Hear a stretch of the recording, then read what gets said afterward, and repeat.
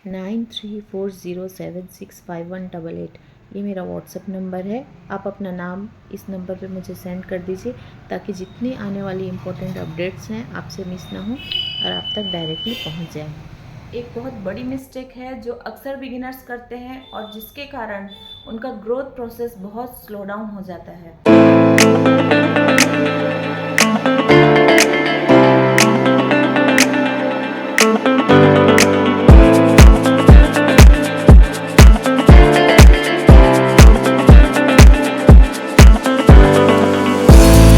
जैसे कि हम जब बिगिनर होते हैं तो हम ड्राइंग सीखते हैं, ड्राइंग के बेसिक्स को अच्छे से सीखते हैं, लाइंस, शेप्स, सारी चीज़ों पे ध्यान देते हैं, कंस्ट्रक्शन सीखते हैं और एक अच्छी ड्राइंग बना पाते हैं। लेकिन क्या सिर्फ बना पाना ही काफ़ी होता है? जब हम ड्राइंग बना लेते हैं उसके बाद डिफरेंट काइंड ऑफ स्टडीज़ होती हैं, उनको सीखना बहुत ज़्यादा ज़रूरी होता है। जबकि हम थोड़ा सा बना पाते हैं उसके बाद डायरेक्ट हम टफ सब्जेक्ट चूज़ करने लगते हैं, जैसे कि फिगरेटिव्स है, पोर्ट्रेट्स है, एनाटॉमी है, उनको बनाने की कोशिश करते हैं। या फिर हम different kind of colour medium try करने लगते हैं, जिससे हमारा बहुत टाइम टेकिंग होता है वो सारी चीज़ें। जबकि ड्राइंग एक बहुत बड़ा सब्जेक्ट है, उसको हमें ज़्यादा से ज़्यादा स्टडी करना चाहिए। कलर मीडियम तो अगर हम एक बार सीख जाते हैं तो हम किसी भी तरह का कलर मीडियम यूज़ कर पाते हैं। हमने अगर वाटर कलर एक बार सीख लिया तो हम ऑयल भी कर पाते हैं, एक्रिलिक भी कर पाते हैं, क्योंकि उस सब कलर के बेसिक्स एक ही होते हैं।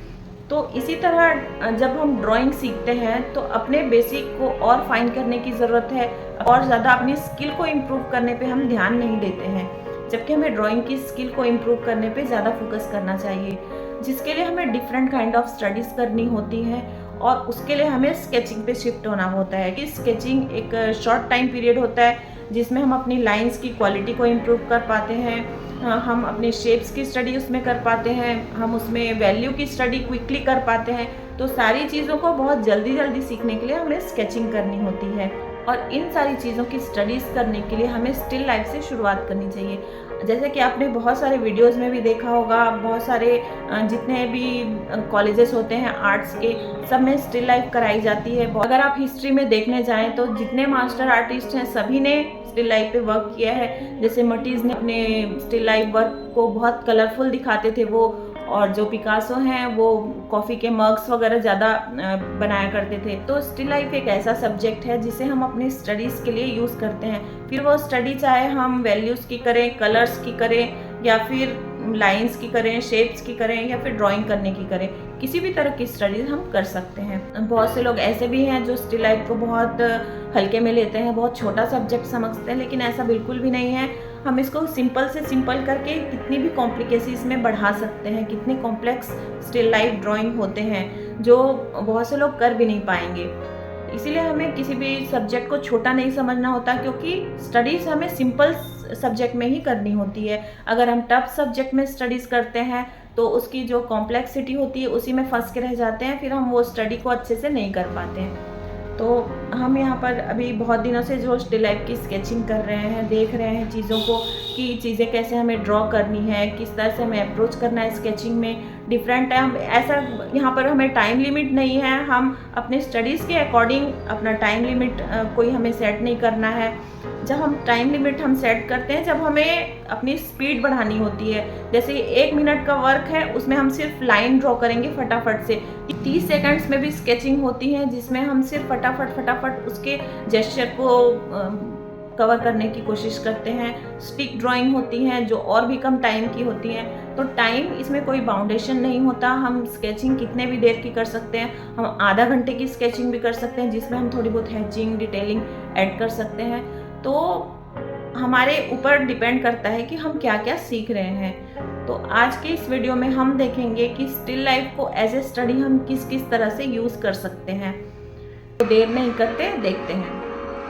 तो सारी स्टडीज़ में सबसे पहला है क्विकली शेडिंग ऐड करना। इन सारे शेप्स को देख के अब आपके मन में एक सवाल आ रहा होगा कि हम तो इतने कॉम्प्लिकेटेड सब्जेक्ट को ड्रॉ कर पाते हैं, अब हम बहुत कॉम्प्लिकेटेड स्टिल लाइफ भी कर पा रहे हैं, हम पोर्ट्रेट भी बना लेते हैं, हम सब चीज़ कर लेते हैं, फिर हम क्यों इन शेप्स पे स्केचिंग कर रहे हैं, प्रैक्टिस कर रहे हैं। तो बात आती है स्टडीज़ की। जैसे हमने पहले भी डिस्कस किया है कि हमें सिंपल चीज़ों पे अपनी स्टडीज़ करनी चाहिए। अब जैसे मैंने पहले लाइन ड्राइंग किया, पहले मैंने शेप से ही स्टार्ट किया था लाइन ड्राइंग करना, तो उसमें मेरा था कि एंगल मेरा सही आए, एक फ्लो में लाइन आए, तो वो सारी चीज़ें मेरी तब क्लियर हुई। बट अभी मैं स्टडी कर रही हूँ क्विकली ऑब्ज़र्व करना वैल्यूज़ को। तो वैल्यूज़ में अब मैं थोड़ी थोड़ी शेडिंग ऐड करने को, आपने मेरे पिछले स्केचेस देखे होंगे, इसमें मैंने शेडिंग ऐड नहीं की थी, सिंपल मैं हैचिंग के थ्रू कर रही थी, ऐसे लाइन दे रही थी। लेकिन अब मैं कोशिश कर रही हूँ कि मैं थोड़ी थोड़ी शेडिंग दे पाऊँ। तो शेडिंग मेनली इस तरह से होती है कि हम पेंसिल को जब छीलते हैं कटर से, तो कटर से छीलने के बाद हमें ये फाइल पेपर पे, ऐसे ये हैंडल वाले भी आते हैं, ये सिंपल वाला है, तो ऐसे फाइल पेपर पे हमें इसे अच्छे से घिस के इसको थोड़ा शार्प कर लेना होता है इस तरह से, ताकि हम इस तरह के स्ट्रोक्स लगा सकें, जिससे हमारी जो हम कलर फिलिंग करते हैं, शेडिंग करते हैं, वो बहुत स्मूथ आए, फ्लैट आए। जिसके लिए फ्लैट वैल्यू स्टडीज़ होती है वो हम बहुत धीरे धीरे करते हैं, किसी भी सरफेस के अंदर में बहुत धीरे धीरे एकदम शार्प पेंसिल को करके और बहुत डीपली स्टडी करते हैं। उसमें नीडेड इरेजर आता है, उससे हम ब्लैक स्पॉट को हटाते जाते हैं। तो वो होती है लॉन्ग आवर स्टडीज़ में, जहाँ हमें हाइपर रियलिस्टिक बनानी होती है। लेकिन हमें जब क्विक स्केचिंग करनी है, क्विकली लाइट डार्क ऑब्जर्व करना है, क्विकली हमारे सब्जेक्ट को हमें शेड करना है, तो इस तरह की स्टडीज़ करनी हमारी ज़रूरी होती है, ताकि हम जब फाइनल वर्क करें तो हम बहुत जल्दी जल्दी कर पाएँ। तो जैसे कि ये पॉट मैं सिंपल सा ले रही हूँ, क्योंकि कोई भी चीज़ की स्टडी करनी होती है तो हमें सिंपल सब्जेक्ट चूज़ करना होता है, इसीलिए हम स्टिल लाइफ से ही स्टार्ट करते हैं। और स्टिल लाइफ में हम देखते हैं कि बहुत सारे शेप्स होते हैं, तो उन शेप्स को हमें फॉलो करना होता है। तो अगर हमारे शेप्स अच्छे बन रहे हैं तो हम स्टिल लाइफ भी बहुत आसानी से कर पाते हैं। तो इस पॉट में अगर मुझे शेडिंग करनी है यहाँ, तो ऐसे एक बार में ही मैं करूँगी। ये है चारकोल की पेंसिल है, जैसे मैंने बताया, तो चारकोल की पेंसिल में हमें ऐसे करेंगे, हमें एक एक करके इस तरह से ऐसे ऐसे ऐसे ऐसे नहीं, यहाँ नहीं भरेंगे। तो ऐसे जब हम पेंसिल को अलग अलग तरीके से चलाना सीखते हैं, वेरिएशंस हमें करने होते हैं, तब हमारी ड्राइंग की स्पीड भी इंक्रीज़ होती है। हम बाहर जाते हैं, कहीं किसी का लाइव पोर्ट्रेट बना रहे हैं, कहीं लाइव स्केचिंग कर रहे हैं, तो क्विकली हमें वहाँ वैल्यूज़ देने होते हैं। तो अब हमें इतना दूर तक हमें लाइट करना है, तो हम यहाँ पर डबल कर सकते हैं।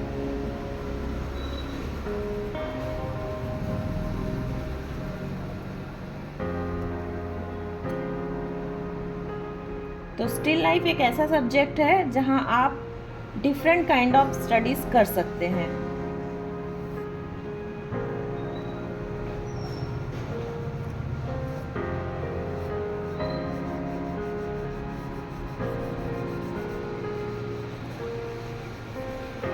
पहले अगर आप चारकोल पेंसिल पे इस तरह से करना सीख जाते हैं, फिर आप विलो चारकोल भी यूज़ कर सकते हैं।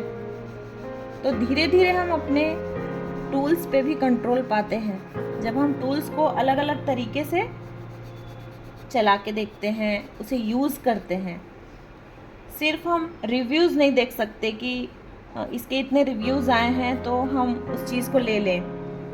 ज़रूरी नहीं है कि वो जो एक किसी इंसान ने ख़राब रिव्यू दिया है तो हम समझें कि वो चीज़ ख़राब है। उसे उस चीज़ को हैंडल करना नहीं आया होगा, ये भी हो सकता है, उसे समझ में ना आया हो। तो इस तरह के से हम चीज़ों को खुद से जब तक ट्राई करके नहीं देखेंगे, तब तक हमें समझ में नहीं आता है। तो स्टिल लाइफ की स्टडीज़ कितनी इम्पोर्टेंट है। अगर सेम चीज़ मैं यहाँ पर मान लो किसी पोर्ट्रेट में कर रही होती, तो पहले मुझे पोर्ट्रेट बनाना होता, पहले बहुत सारी चीज़ों को ड्रॉ करना होता, बहुत टाइम लगता मेरा सब चीज़ों में। उसके बाद मैं फिर शेडिंग करती, उसके बाद भी मतलब सही आए नहीं आए ऐसा होता है। तो इसीलिए हमें स्टिल लाइफ लेना होता है डिफरेंट काइंड ऑफ स्टडीज़ के लिए। यहाँ मैं क्विकली वैल्यू की शेडिंग की स्टडीज़ कर रही हूँ ताकि जल्दी जल्दी में हम शेडिंग कैसे कर सकते हैं, क्विक वे में हम शेडिंग कैसे कर सकते हैं, वो मैं सीख सकूँ। आई होप आपको ये पॉइंट क्लियर हुआ होगा कि हम डिफरेंट काइंड ऑफ स्टडीज़ किस तरह से करते हैं, किन किन चीज़ों की स्टडीज़ होती है और उसको हम स्टिल लाइफ में कैसे अप्लाई कर सकते हैं। अगर मैं ये चीज़ें शेप्स में कर पा रही हूँ तो सेम चीज़ें मैं स्टिल लाइफ में कर पाऊँगी। कॉम्प्लिकेटेड चीज़ों में सेम चीज़ मैं फिगर ड्राइंग में भी कर पाऊँगी। सेम चीज़ मैं अगर मैं किसी चीज़ का एनाटॉमी कर रही हूँ, पोर्ट्रेट कर रही हूँ, तो सारी चीज़ों को मैं उसमें भी अप्लाई कर पाऊँगी अगर मैं इस स्पीयर में अप्लाई कर पा रही हूँ तो।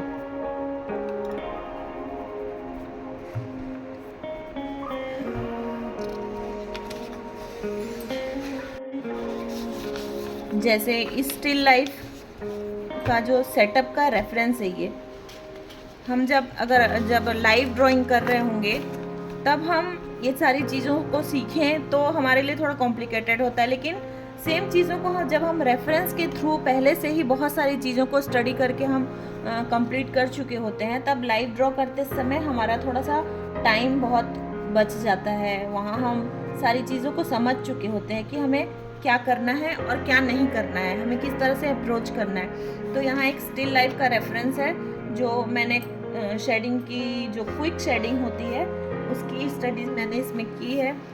तो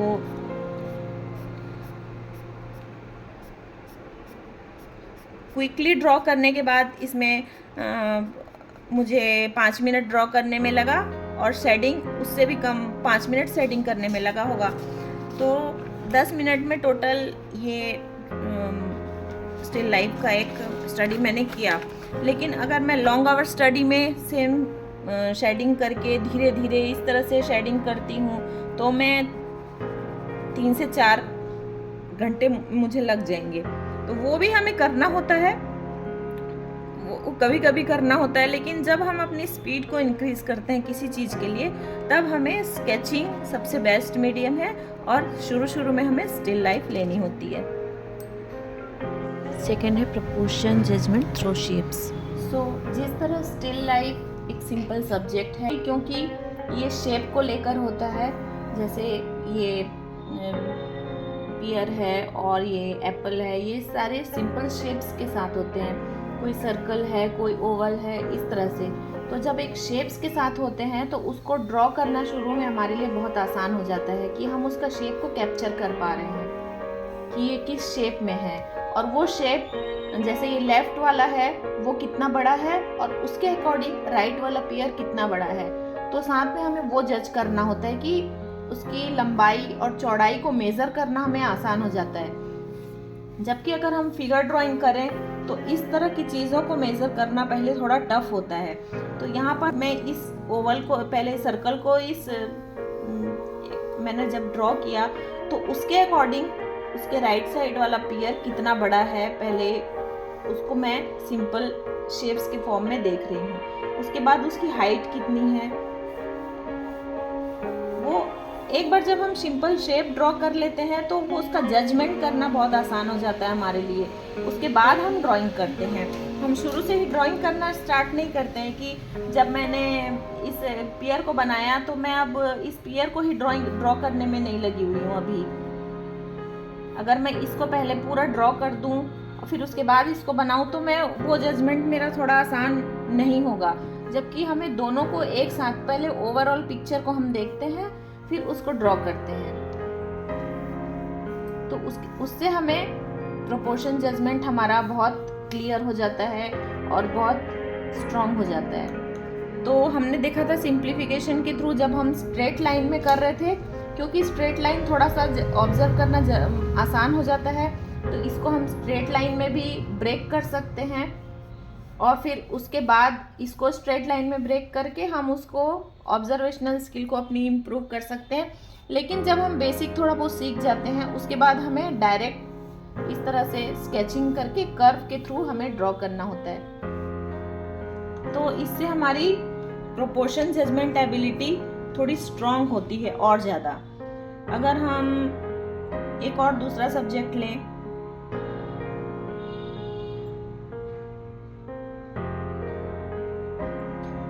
तो इसमें है 3 एलिमेंट। जैसे इसमें 2 है, तो फिर हम धीरे धीरे करके जब उसके एलिमेंट्स बढ़ाते हैं, तो यहाँ एक जो एप्पल है उसको मैं एक सर्कुलर ड्रॉ कर ले रही हूँ। फिर उसके जो पेयर है वो कहाँ पर आया है वो मुझे देखना है, वो प्लेस करना है।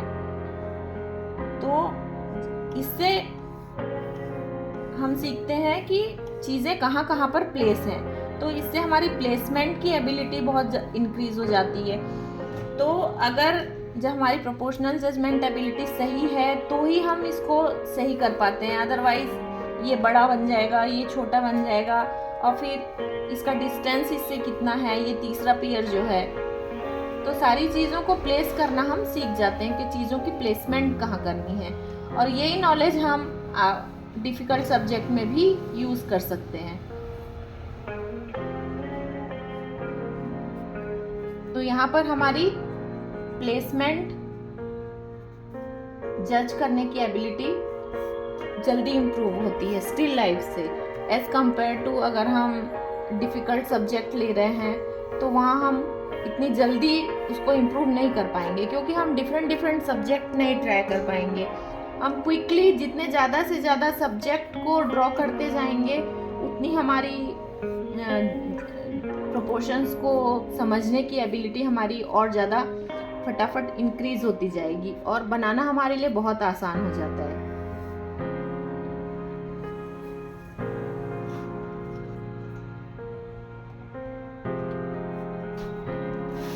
सो फर्स्ट बेनिफिट जो हमें स्टिल लाइफ ड्रॉ करने से होता है वो होता है प्लेसमेंट। तो चीज़ों को प्लेस करना हम सीखते हैं। जैसे ये पेयर है, तो ये पेयर सामने वाले जो पेयर है उसके अकॉर्डिंग कितना बड़ा है, तो दोनों में हम तुलना करते हैं दोनों की कि ये इससे कितना बड़ा है। तो अगर हम टफ सब्जेक्ट लेते हैं तो उसको किसी से कंपेयर करना हम शुरू में नहीं सीख पाते हैं। सिंपल सब्जेक्ट में हम जितना इजीली सीखेंगे उतना इजीली हम हार्ड सब्जेक्ट में नहीं सीख पाते।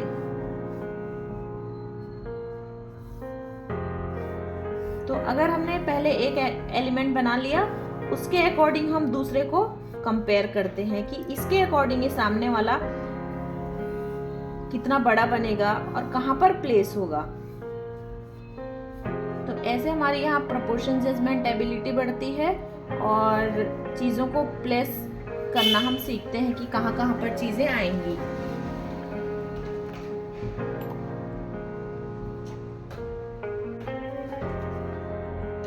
तो है वो सीखते हैं हम ओवरलैपिंग, चीज़ों को ओवरलैप करना। ओवरलैपिंग क्या होता है? इस सब्जेक्ट को हम लें जिसमें बनाना है और एप्पल है और एक लेमन है। तो बनाना पीछे में है, एप्पल उसके आगे में है, और उसके जस्ट लेफ्ट में एक लेमन प्लेस है। तो इसको हम जब बनाते हैं तो अगर हम पहले एप्पल को बनाएं, फिर लेमन को बनाएं, फिर बनाना को बना रहे हैं, तो इस तरह से चीज़ें 3D में नज़र नहीं आती हैं। एक बार हम बना लेंगे तो आ जाएगा, लेकिन जब हम कलर के लेवल पे जाते हैं तो वो फ्लैट हो जाती हैं सारी चीज़ें, 3 डायमेंशन में नहीं दिखाई देती, रियल नहीं दिखाई देती। वो इसलिए क्योंकि हम ओवरलैपिंग समझते नहीं हैं कि कौन सी चीज़ें पीछे हैं और कौन सी चीज़ें आगे हैं। अगर हम उसको उसी वे में बनाएं, जैसे पहले पीछे की चीज़ों को हम ड्रॉ करते हैं, अगर हम कलर में काम करते हैं तो पीछे की चीज़ों में जैसे ये बनाना है, पहले हमने इस बनाने को ड्रॉ किया है,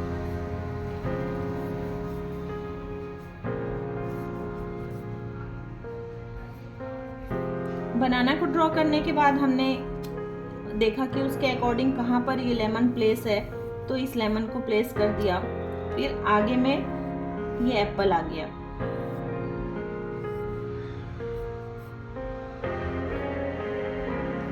जब हम कलर भी करेंगे तो वो अंडरस्टैंडिंग हमारे अंदर होगी कि क्या चीज़ें पीछे हैं। तो पहले हम बैकग्राउंड को ड्रॉ करेंगे, जितना हमारा बैकग्राउंड है जो सरफेस का उसको हम पहले बनाएंगे, फिर उसके बाद हम बनाना को ड्रॉ करेंगे, उसके बाद हम लेमन को बनाएंगे। तो इस तरह से हम अलग अलग अंडरस्टैंडिंग के साथ में चीज़ों को बनाते हैं। तो ओवरलैपिंग यहाँ पे हमारी, जब हम स्टिल लाइफ लेते हैं तो हमारी ओवरलैपिंग की अंडरस्टैंडिंग बहुत ज़्यादा बढ़ जाती है, क्योंकि हम बार बार जल्दी जल्दी सब्जेक्ट को ट्राई करते जाते हैं। तो जितनी जल्दी हम सब्जेक्ट चेंज करते हैं उतनी अंडरस्टैंडिंग हमारी इंक्रीज होती जाती है। अगर हम किसी टफ चीज़ को देखें, उसको छोटे आकार में बनाना, जैसे कि A4 साइज का पेपर है, मैंने यहाँ पे 2 बनाया है, तो हम बहुत छोटी छोटी स्टडीज भी कर सकते हैं कॉम्प्लेक्स स्टिल लाइफ को लेके।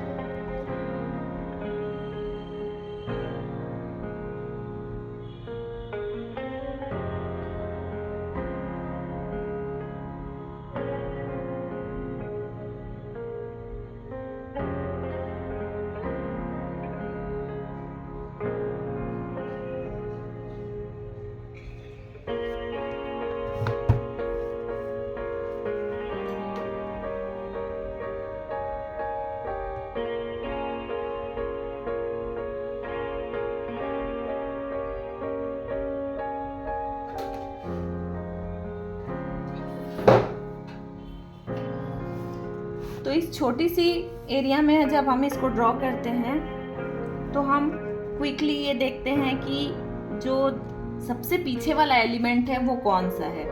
तो यहाँ पर हम देखें तो ये सबसे बड़ा जग जो है वो सबसे पीछे रखा हुआ है, तो उसको हम पहले ड्रॉ करते हैं। हमने ये ड्रॉ किया, क्विकली ऑब्जर्व किया, और इस अपने जो हमारे पेपर के अकॉर्डिंग हम प्लेस कर रहे हैं उसको, ये पीछे वाला जग को हमने ड्रॉ किया। उसके बाद हम देखेंगे कि उसके जस्ट लेफ्ट में ये रखा हुआ है पॉट, और इस जग से उसकी दूरी कितनी है।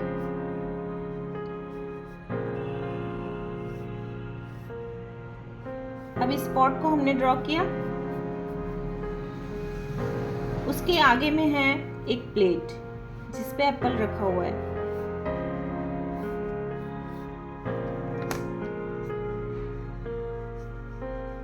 इस प्लेट पे ये एप्पल कितनी दूरी में आया है, तो ये क्विकली हम पहले रख के देख लेते हैं, उसके बाद में हम उसमें फिनिशिंग करते हैं। तो सारी चीज़ों को जब हम एक बार प्लेस कर देते हैं तो हमारे लिए समझना आसान हो जाता है, और फिर बार बार हमें मिटाना भी नहीं पड़ता।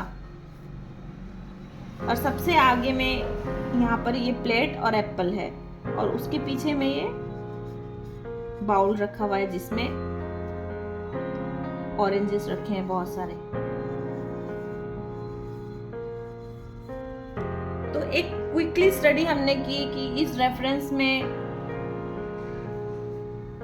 कौन सी चीजें किसे ओवरलैप कर रही हैं। तो यहाँ पर हम स्टडी से बहुत सारी चीजें सीखते हैं कि ओवरलैपिंग हमें कैसे करनी है।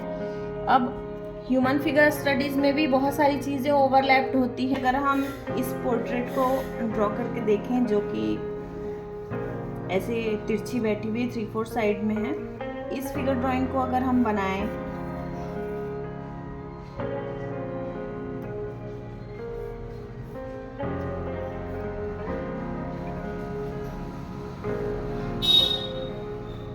यहाँ हम स्केचिंग कर रहे हैं, क्विकली ऑब्जर्व कर रहे हैं। यहाँ हमें कोई मैच नहीं करना कि हमारे रेफरेंस मैच हो रहा है या नहीं हो रहा है, बस हम शेप्स को, एंगल्स को देखते हुए क्विकली चीज़ों को ड्रॉ कर रहे हैं। यहाँ फेशियल फीचर्स पे उतना हमें ध्यान नहीं देना है। तो ओवरलैपिंग हम यहाँ पे सीख रहे हैं कि हमने जो स्टिल लाइफ में ड्रॉ किया, ओवरलैपिंग की जग था, जग के बाजू में एक पॉट था, फिर उसके आगे एप्पल था, फिर यहाँ पर एक पॉट रखा हुआ था। तो सेम चीज़ों को जब हम इस तरह के टफ सब्जेक्ट लेते हैं, फिगर ड्राइंग हो गई और पोर्ट्रेट हो गए, तो इनमें हम उनको कैसे यूज़ कर सकते हैं कि वही सेम अंडरस्टैंडिंग हमारी यहाँ भी यूज़ आती है। ये फेस है, तो अगर हमें ये सारी चीज़ें नहीं आती, ओवरलैपिंग नहीं आती, हम समझ नहीं पाते कि कौन सी चीज़ें पीछे हैं कौन सी आगे हैं, तो हमें ड्रॉ करना हमारे लिए बहुत मुश्किल हो जाता है और वो 3D फील नहीं आता, वो जो रियलिस्टिक लुक आता है वो सारी चीज़ें मिसिंग हो जाती हैं।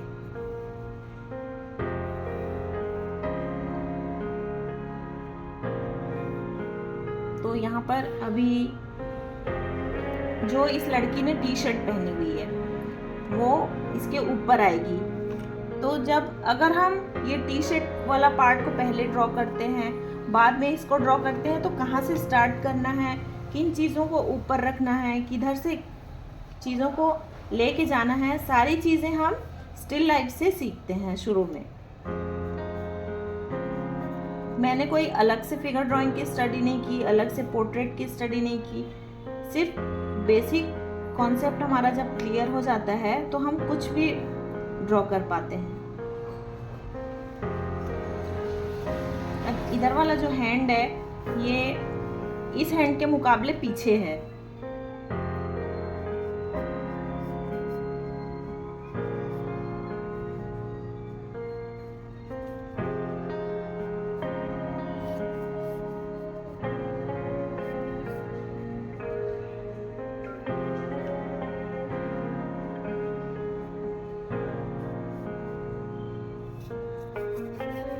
तो यहाँ पर एक तरह से पर्सपेक्टिव भी यूज़ हुआ है कि चीज़ें इधर की जो सामने वाली चीज़ें हैं वो बड़ी हैं,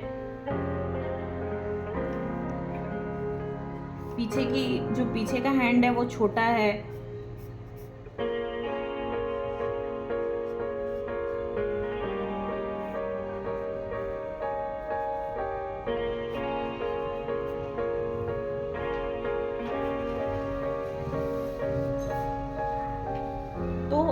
कॉम्प्लिकेटेड सब्जेक्ट में चीज़ों को हमें सीखने से पहले हमें सिंपल सब्जेक्ट को बहुत ज़्यादा ड्रॉ करना होता है ताकि हम जो सीख पाए कि वो हमारे माइंड में फीड हो जाए, सबकॉन्शियस माइंड में हमारे बैठ जाए, फिर हम छोटी छोटी चीज़ों के लिए हमें सोचना ना पड़े कि कौन सी चीज़ आगे होगी कौन सी पीछे होगी। एक एक चीज़ हम अगर ऐसे बैठ के ड्रॉ कर रहे हैं, धीरे धीरे इस तरह से ड्रॉ कर रहे हैं, तो वो चीज़ों को समझने में हमें बहुत ज़्यादा टाइम लग जाता है। तो क्विकली चीज़ों को सीखने के लिए हमें स्टिल लाइफ की स्टडी करनी बहुत ज़्यादा ज़रूरी होती है। तो इस तरह से जब हम स्टिल लाइफ में वैल्यूज़ की क्विक स्टडीज़ करते हैं, वैल्यूज़ को सीखते हैं, तो फिर कलर मीडियम में शिफ्ट होना हमारे लिए इजी हो जाता है। तो जब मैंने स्टिल लाइफ के थ्रू लाइट डार्क सीखा है, वैल्यू की स्टडी करना सीखा है, तो सेम चीज़ को मैं किसी भी सब्जेक्ट में अप्लाई कर सकती हूँ, चाहे मैं पोर्ट्रेट बनाऊँ चाहे फिगर ड्राइंग बनाऊँ। लेकिन सिंपल सब्जेक्ट में मैं इसे जल्दी जल्दी सब्जेक्ट चेंज कर सकती हूँ, बहुत बार ड्रॉ कर सकती हूँ, इसीलिए हमें स्टिल लाइफ शुरू में बनाना ज़रूरी है। तो जैसे जैसे हमारी अंडरस्टैंडिंग बढ़ती जाएगी, चीज़ों को हम सीखते जाएंगे, फिर हम शिफ्ट हो सकते हैं बाद में फिगर्स में और पोर्ट्रेट्स में। तो जब तक हमारी लाइंस की क्वालिटी इम्प्रूव नहीं हो रही है, हमारी शेडिंग इम्प्रूव नहीं हो रही है, हमें शिफ्ट नहीं होना है, हमें स्टिल लाइफ ड्रॉ करते रहना है। आई होप कि आज के सेशंस के साथ में आपको स्केचिंग को लेके थोड़ी बहुत क्लैरिटी और आई होगी कि हमें क्या डिफरेंट काइंड ऑफ स्टडीज़ करनी होती है, हमें क्यों स्टिल लाइफ ही लेना होता है शुरुआत में। तो अगर आपको कोई भी दूसरे भी डाउट्स होते हैं तो आप मुझे कमेंट में बता दीजिए ताकि मैं आने वाले वीडियोस में उन्हें क्लियर कर सकूं। और इस वीडियो से अगर हेल्प मिली है तो कमेंट में हेल्पफुल लिखना मत भूलिए। Till then keep sketching and stay healthy.